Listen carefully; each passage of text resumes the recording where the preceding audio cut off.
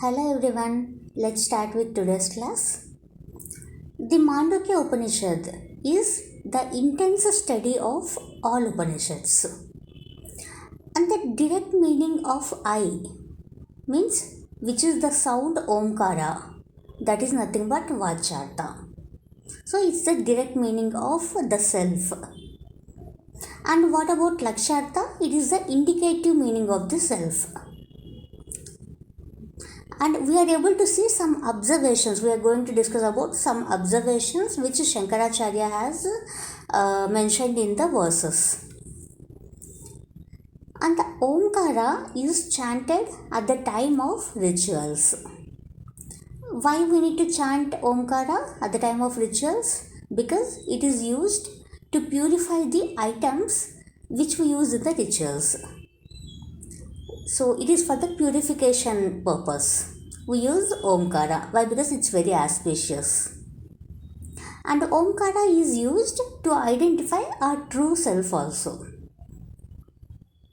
And how will I know my own nature, that means my true nature, by analyzing Omkara?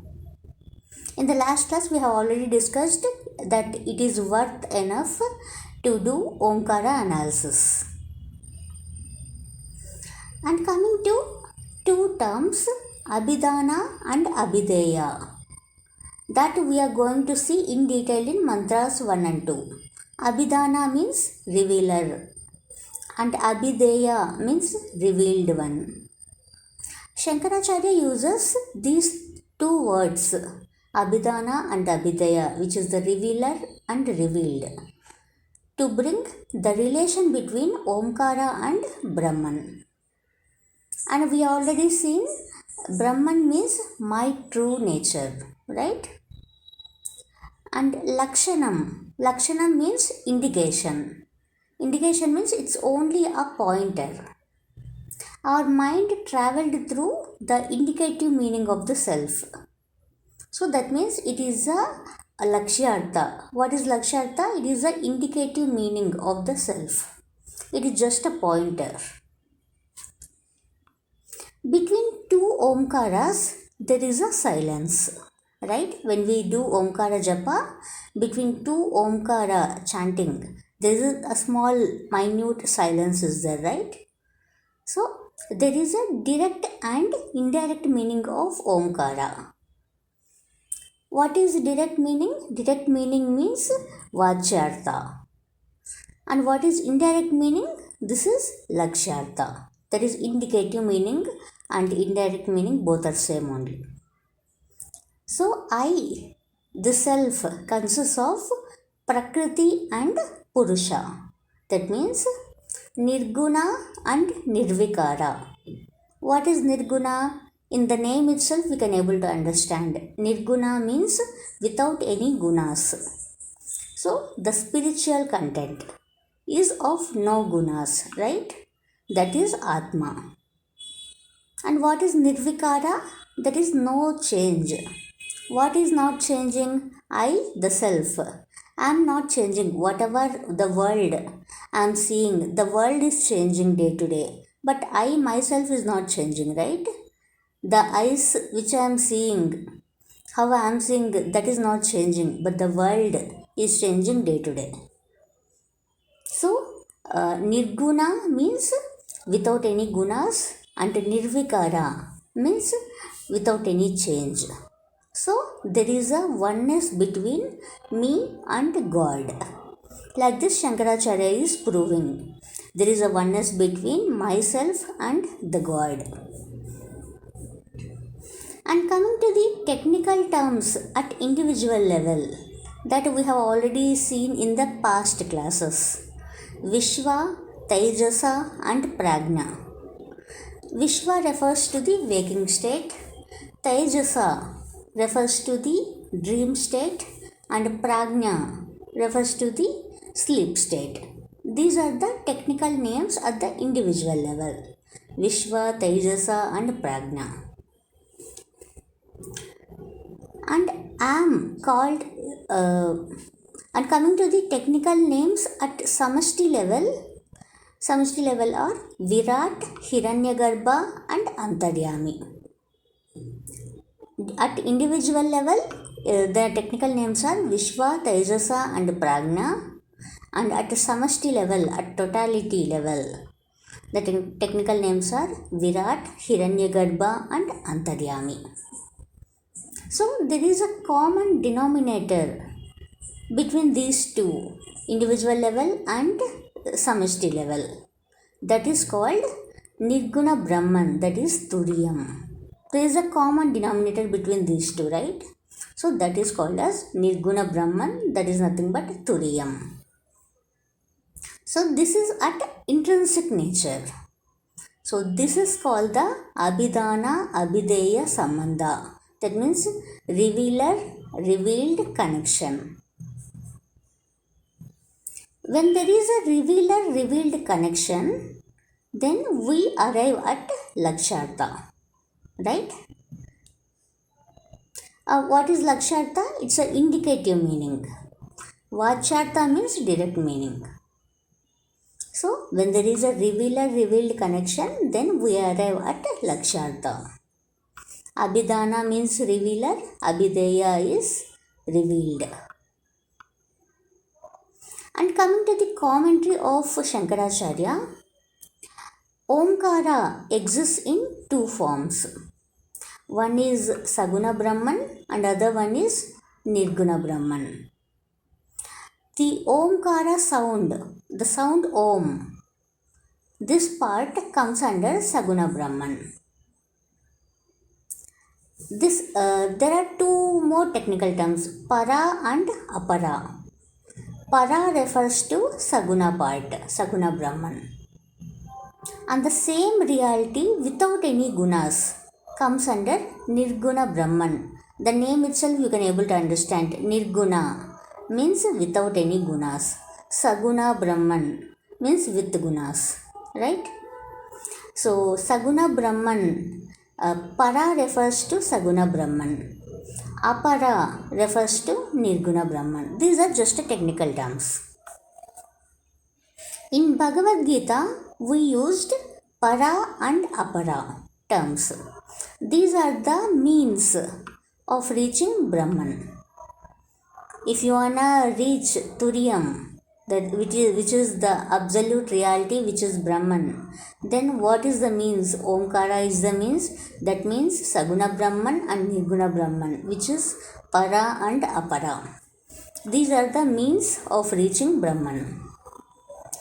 Once we understand the meaning of the silence between two Omkaras, during Omkara Japa, the silence between two Omkaras, we understand the essence of Omkara.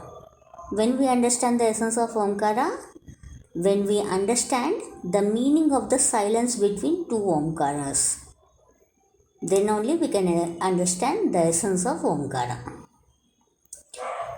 Om is Param Apara Rupasya. That means both Saguna and Nirguna Brahma Rupam.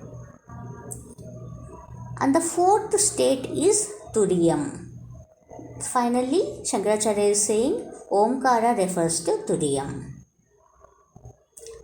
The silence between two Omkaras remains all the time, but the sound Omkara comes and goes when we chant Omkara.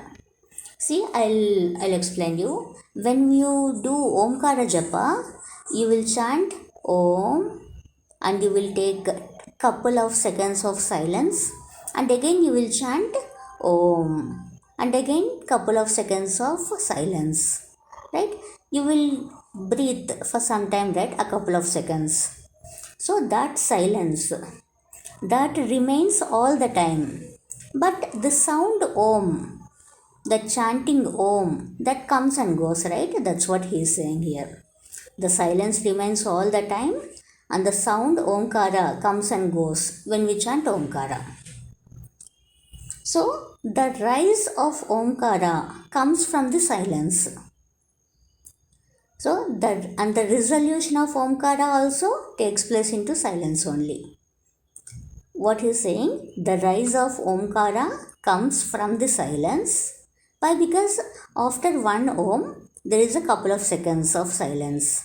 And again, next Omkara is coming, Om. And again, couple of seconds of silence. That's why the second Omkara is rising, right? So the rise of Omkara comes from the silence only. After silence only, next Om is coming. So the rise of Omkara comes from silence. And the resolution of Omkara takes place into silence only. And the Upanishad is saying the three states. What are three states? Waking state, dream state, and sleep state. These three states are coming and going. How they are coming and going? Day to day, we are experiencing all these states, right? From morning till night, we are experiencing waking state, and again we go to dream, and again into sleep state. So all these three states daily we are experiencing. So these three states are coming and going, which is called Mithya due to Maya Shakti. Due to Maya Shakti only all these states are happening, and these are Mithya only, temporary only. So what Shankaracharya is saying here, the technical terms at individual level, Vishwa, Tejasa and Prajna, which is nothing but all these three states, waking, dream and sleep, these are not my nature. This is not the nature of myself. And what is myself? What is my nature? Turiyam is my nature. That means the fourth state. After sleep state, we go to the deep sleep state, right? That is my nature. But not the waking state, dream state or sleep state. So finally what he is saying, Vishwa, Tejasa and Prajna. These are not my nature, but Turiyam, the fourth state is my nature. So if you are intellect, if you are a wise person, if you are able to study and understand the Shastra completely and properly, and if your intellect convince you this thing, that Turiyam is your own nature, but Vishwa, Tejasa and Prajna is not your nature. If your intellect convince you this thing, then Turiyam is your nature and silence is your nature only. So Turiyam is nothing but silence. Then the purpose of studying Upanishads is fulfilled. When you can able to fulfill the purpose of studying Upanishads, when you understand in detail about the scriptures, that all these three states of experiences is not your nature, but the final state Turiyam is your own nature. That means Turiyam, which is silence, is your own nature. Then the purpose of studying Upanishads is fulfilled. So what is the final statement he is saying? Aham Turiyam Asmi. I am Turiya Atma. I am the non-dual Atma. That's what Shankaracharya is saying in this verse, in this commentary. Bhutam Bhavishyat Bhavan. That means Bhuta, Bhutakala, past, Bhavishyat, future, Bhavan, present. So all these past, future and present, these things are limited, right? Your past and your present and future, which is limited. And what is unlimited? The timeless nature of silence, which is in the deep sleep state, that is unlimited. Whatever you are able to see, your past, present and future, those are limited, and the timeless nature of silence between two Omkaras, that is unlimited. So the entire universe is conditioned in time, right? That's why you can able to see past, present and future are limited. So whatever we experience, the threefold states, waking, dream and sleep, that means whichever is in time, that is Omkara. So we are going to do Omkara analysis in very comprehensive manner, that means very detailed manner. whatever we are experiencing in these threefold states, like waking state, dream state, and sleep state, that is within time, that is also Omkara only. The unmanifest nature is Maya Shakti. Omkara represents the Maya Shakti, which is nothing but Ishvara. That's why we are experiencing all these three states. They are coming and going day to day. Waking state, dream state, and sleep state. They are coming and going due to Maya Shakti only, and those are Mithya only. Those are in unmanifest nature. Hiranyagarbha is all emotions that comes in the subtle body. What is subtle body? That is Sukshma Sharira, that which we experience in a dream state. Hiranyagarbha is all emotions that we experience in the subtle body. And we can't classify Maya Shakti as within time or without time. We can't classify it because it always exists. It is not visible and can't be inferred also. Which one? Maya Shakti. That's why we can't classify it as within time or without time.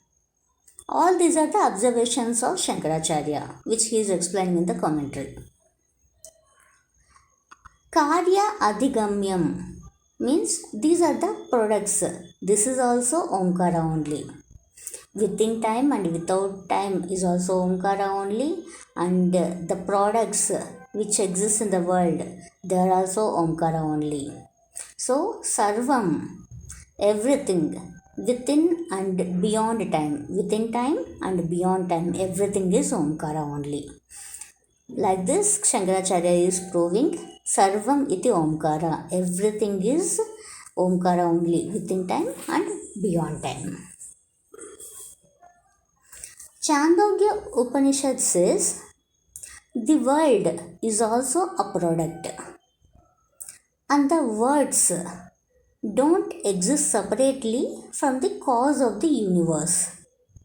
So the worlds don't separate from Omkara. So the world is nothing but Omkara. You understand it, right? I repeat it. The world is also one of the product only. And the words, they don't exist separately from the cause of the universe. So the world don't separate from Omkara. That means, what does it mean? The world is nothing but Omkara, right? If it is separating from the Omkara, then we can't say it is equals to Omkara, right? So they are saying world doesn't separate from Omkara. That means world is nothing but Omkara. Prakriti is the matter, and the Prakriti also got some Vikara. And the Purusha, this Prakriti and Purusha, these are the technical terms. So just as of now, just understand this. Prakriti is the matter and not conditioned by time, and Prakriti got Vikara. The Purusha is the content of the matter. What is the content of the matter? That means its meaning. For example, let's say Prakriti is some object and its meaning is Purusha. That means content of the matter. Without Purusha, there is no Prakriti, right? Without any meaning, what is the use of the object? If some object is there, there should be some use, some meaning of it. If there is no use, if there is no meaning of it, then what's the use of that object? That's what they're saying. Without Purusha, there is no Prakriti. But without Prakriti, there is a Purusha. So the Maya is beyond time. That is Kala-tita. Kala-tita means the name itself you can able to understand. Kala-atita means beyond time. Because we have seen the effect of the life. Its cause is unseen but it is inferred. I repeat it. The Maya is beyond time, that means Kala Atita, because we have seen this effect of life, and the cause of it is unseen, and it is inferred. And coming to the technical term Pralaya. Pralaya means whole universe, this entire universe is getting resolved. That is nothing but Pralaya. The Veda tells us that there is a Pralaya Avastha also. That we are able to see all avasthas, right? Waking state, dream state, sleep state. In the same way, we have Pralaya Avastha also. So the whole universe is getting resolved. And all our experiences are nothing but the effects. And it has to have a cause, right? When there is an effect, it has to have a cause. That cause is invisible. And there is something beyond the cause and effect. That is nothing but Turiya Brahman. I repeat it. The Pralaya means the whole universe is getting resolved. And the Veda tells us there is a Pralaya Avastha also. And all our own experiences are nothing but the effects. If the effect is there, then there should be a cause also, right? So that cause is invisible. So there is something beyond the cause and effect. That is nothing but Turiya Brahman. The cause is the inferred truth. And the Karya Anumana refers to inferred truth. That is, what is that? Cause. That means Karya Anumana. That is inferred truth. The Maya is unmanifest. That means it is not known through our sense organs of the mind. The unmanifest is the sense organs can perceive. That means Nitya Gocharam. These are some observations which Shankaracharya is saying. Some points, some main points. All these are some main points which Shankaracharya is explaining. Nitya Gocharam means which sense organs can perceive. Api Omkara Eva means Shakti is hidden in the word Omkara. That Maya Shakti is hidden in the word Omkara. Without any Karanam, we can never have a Karyam. What does it mean? Karya Prapancha Karanam Vyatirekena Nasti. Karya Prapancha Karanam Vyatirekena Nasti means without Karanam, we can never have a Karyam. Turiyam is my own nature, which is exist without any three gunas. Sattva guna, Rajasic guna, Tamasic guna. So Turiyam exists without three gunas. So I use the word Omkara and silence. So what does it mean? The word and its meaning is inseparable. We can't separate the word and its meaning. So that's what is for today. In the next class, we will continue the next topics. So thank you all for joining. We'll meet you in the next class. Take care. Bye.